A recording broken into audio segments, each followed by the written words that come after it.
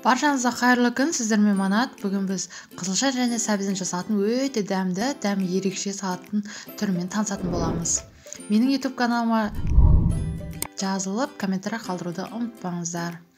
Барлық сәбізіміз осылай соломкаға турап аламыз. Мен бір ғана тәрелкеде шығатын салат жасайтын боламын. Бұл жерде ешқандай қайнатуды қажет етпейді, бәрін осылай свежий күйінде жасайтын боламыз. Маған осы сәбізде жеткілікті.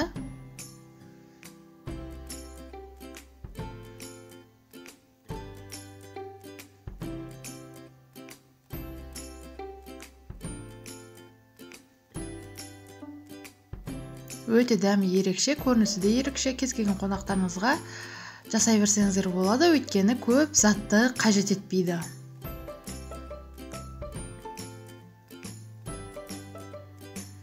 Маған осы сәбізде жеткілікті. Енді қызылшамызды қайнатпаймыз, тек сыртын аршимыз да, тура сәбіз сияқты қылып, ұзынша етіп, солонка қылып тверкадан өткізетін боламыз.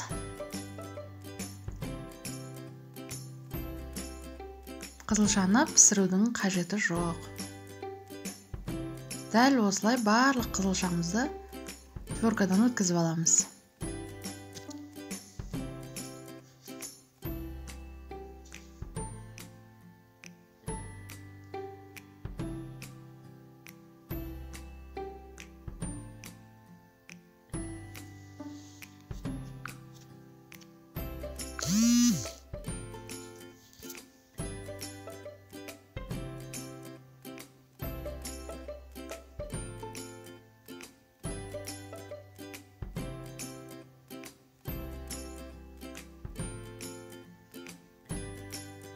Қызылшамыздың піспеген шикі күйіндегі дәмі де өте керемет. Осылай жеп көрсеңіздер де болады.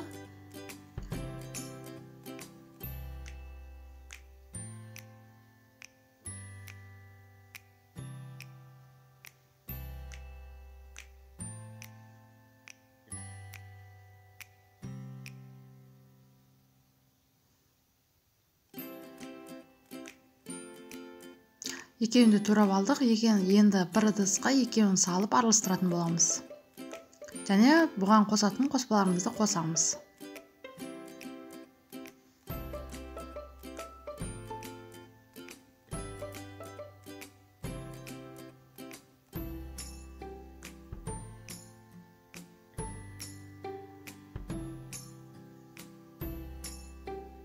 Осылай шұңғылдау ыдысқа салып аламыз.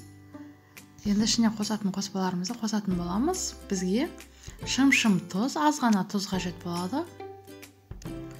Өлшеммен жарты шай қасық десек те болады.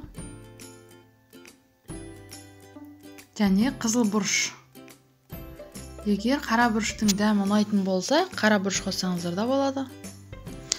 Енді 2 столовый ложка, яғни ас қасық майымызды отқа қыздырып аламыз. Қатты қыздырып аламыз.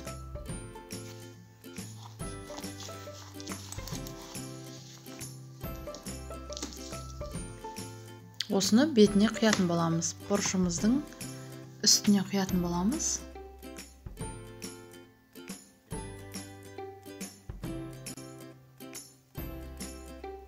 Енді бізге сірке суы, яғни уксусымыз қосатын боламыз. Мен бұл жерде жарты ас қасық қосатын боламын. 9% қоссаңыздар дәмі өте керемет болады. Осыларды араластырып, мен бір түн немесе 4 сағатқа қойып қоямын. 3-4 сағатқа қойып қоямын. Дәмі өте керемет болып шығады.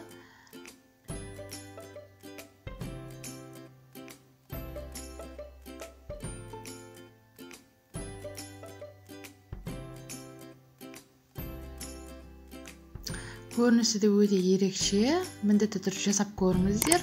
Кез келген қонағыңызға столға өте әдемі көрінеді. Менің YouTube каналыма жазылып,